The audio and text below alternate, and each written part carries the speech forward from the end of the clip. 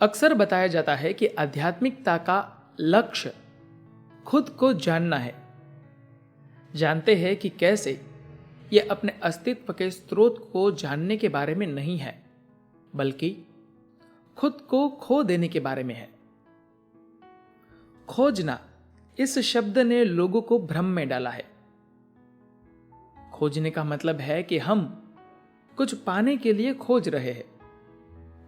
भाषा में ये दोनों शब्द जुड़े हैं, लेकिन जब आध्यात्मिक प्रक्रिया की बात आती है तो वहां ये आपस में नहीं जुड़े हैं।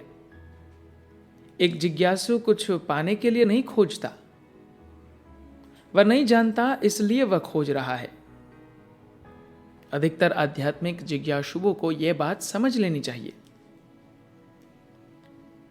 इस तरह की धारणा ने आध्यात्मिक साधकों को बहुत हानि पहुंचाई है कि आपको अपने भीतर जीवन का मकसद तलाश करना है, या आपको अपने जीवन का स्रोत पता करना है, या आपको अपने जीवन का लक्ष्य तलाशना चाहिए, और वे एक निरर्थक दौड़ पर निकल पड़े हैं।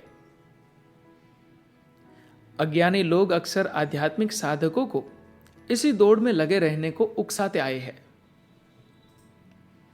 शायद आपको किसी राह पर लाने के लिए लालच की जरूरत होती है, क्योंकि आप सिर्फ लालच होने पर ही कोई काम करते हैं। वे आपको फल का लालच देते हैं, पर आध्यात्मिकता में आप कुछ नहीं पाते। यह तो खुद को खो देने का खेल है। आपको वह सब खोना होगा जिसे आप अपना कहते हैं। अगर आप बस बैठकर ध्यान में खुद को खो सकते हैं तो यह बहुत अच्छी बात है। अगर ऐसा न हो सके तो कोई खेल खेलिए या नाचिए और खुद को उसमें खो दीजिए। अगर ऐसा नहीं कर सकते तो काम में खुद को खो दीजिए। बस आपको किसी तरह खुद को खोना है। अगर आपने खोजना चाहा तो यह एक अंतहीन दौड़ होगी। इंसान हमेशा उससे ज्यादा पाना चाहता है जो उसके पास पहले से है। अगर वह सिर्फ पैसे को जानता है तो उसे और पैसा चाहिए। ताकत को जानता है तो उसे और ताकत चाहिए। प्यार को जान ले तो उसे और प्यार चाहिए। आपके अंदर कुछ ऐसा है जो उसे कभी संतुष्ट नहीं होता, जो आप अभी है। आप जो भी है उससे थोड़ा बेहतर बनने की कोशिश में है, क्योंकि आपके भीतर कुछ ऐसा है जिसे सीमा में रहना पसंद नहीं है, जो अपने लिए असीम अनुभव चाहता है।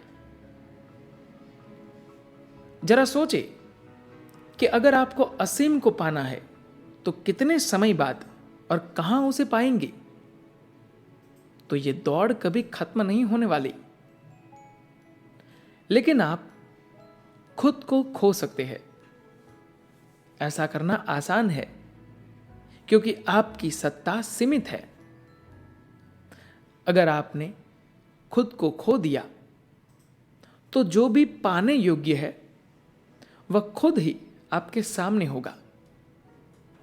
ये चीजें हमेशा जारी रहनी चाहिए, चाहे आप कहीं भी हो, कोई भी काम कर रहे हो। हमेशा यह देखिए कि अपने हर काम, हर गतिविधि के जरिए खुद को स्थापित करने की बजाय कैसे खो सकते हैं। जो ये मानता है कि उसने खुद को स्थापित कर लिया है, उसका कुछ नहीं हो सकता है।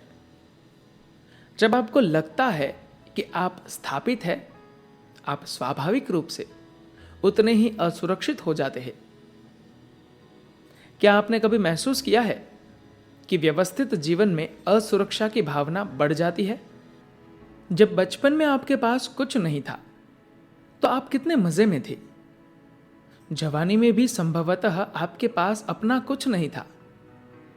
तब फटी जींस में भी आप आराम से घूमते थे। लेकिन जैसे जैसे जीवन व्यवस्थित हुआ, साजो सामान बढ़ता गया, परिवार, घर, कार, बैंक बैलेंस, जायदाद आ गई, और अब आप खुद को असुरक्षित महसूस करने लगे। कुछ लोग हमेशा कुछ न कुछ बनना चाहते हैं। आप अपने शरीर को देखें, आप इसे केला, मूंगफली या सेब जो भी दे, या उसे भी शरीर ही बना देता है। जिस भौतिक शरीर में इतनी बुद्धि और चमत्कारिक शक्ति है, वह अभी आपको जाल में फंसाने के काम आ रही है। यह भौतिक शरीर एक संभावना होने के साथ साथ एक जाल भी है। इसे आप अपना घर कह सकते हैं, बशर्ते आप अपनी मर्जी से इसमें आ जा सके। अगर आप घर में जाकर बाहर ना आ सके तो इसे कैद कहा जाएगा। इस समय यही हो रहा है। अगर आपने खुद को खोने और कुछ न बनने का फैसला किया तो आप इस घर में नहीं उलझेंगे, आप इससे परे का अनुभव पाने लगेंगे। धीरे धीरे घर की दीवारें ऐसी हो जाएंगी कि यह आपको भौतिकता से परे जाने की आजादी देंगी। लेकिन खुद को खोना एक आंतरिक काम है। अगर मैंने कोई छेद करना चाहा तो आपको चोट लगेगी और मैं मुश्किल में पड़ सकता हूं। तो यह काम आपके भीतर से होना चाहिए। बाहरी मदद ली जा सकती है, पर काम भीतरी ही है।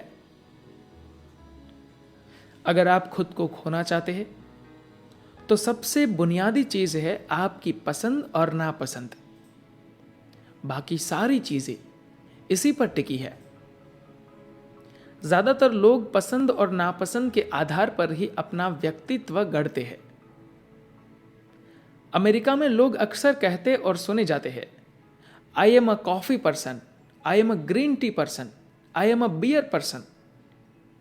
यानी आपका व्यक्तित्व आपकी पसंद और नापसंद से ही बना है। जो पसंद होता है वही आपके मन में सकारात्मक रूप, बड़ा रूप ले लेता है, और जो नापसंद है वह नकारात्मक रूप से बड़ा हो जाता है।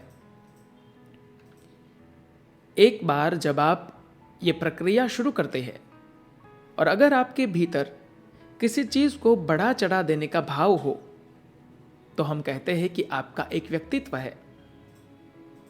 अगर आपने अपनी पसंद और नापसंद का बोध ज्यादा मजबूत है तो हम कहते हैं कि आपका व्यक्तित्व बहुत स्ट्रांग है। अगर आपकी पसंद नापसंद का स्तर बहुत ज्यादा हो तो आपको अत्याचारी कहा जाता है। अगर आपकी पसंद नापसंद का स्तर असामान्य रहा तो आपको क्रेजी कहा जाता है। अगर आप पहला कदम भी लेते हैं, आपको पता होना चाहिए कि आप क्रेजी है। इतने अधिक नहीं कि लोगों को पता चल जाए, लेकिन आप छुपे हुए पागल है। आपने पागलपन की ओर जाने के लिए प्रक्रिया शुरू कर दी है। हो सकता है कि आप इसे बस में कर सके या फिर यह बेकाबू भी हो सकता है। यह इस पर निर्भर करेगा कि जीवन आपको कैसे हालात दिखाता है। मैं चाहता हूं कि आप ये एक सीधा व सरल सा अभ्यास करें। अपनी 3 पसंद और 3 नापसंद चीजों को चुनें। अगर कोई व्यक्ति नापसंद हो तो उनकी तस्वीरें ले लें। अब देखें कि आप जिसे पसंद करते हैं उसे ही आप नापसंद भी कर सकते हैं। जो नापसंद हो उसे पसंद कर सकते हैं। आप अपनी पसंद और नापसंद को आपस में बदल सकते हैं। बस जरूरत है चीजों को बढ़ा चढ़ाकर देखने की। लेकिन इससे आप एक बार फिर उसी हालात में होंगे, बस पसंद और नापसंद की चीजें बदल चुकी होंगी। इस एक प्रयोग से होकर गुजरिए, क्योंकि आपके लिए यह जानना बहुत मायने रखता है कि आपकी पसंद या नापसंद का दरअसल कोई हकीकत नहीं है। आपने उन्हें अपने मन में बनाया है। अगर आप चाहे तो आपको जहर का स्वाद भी अच्छा लग सकता है। कुछ दिन ऐसा करें, आज आपको ये पसंद है, कल आपको कुछ और पसंद करे। एक दिन जो पसंद है, अगले दिन उसी को नापसंद करे। फिर एक दिन जो नापसंद था, उसे पसंद करे।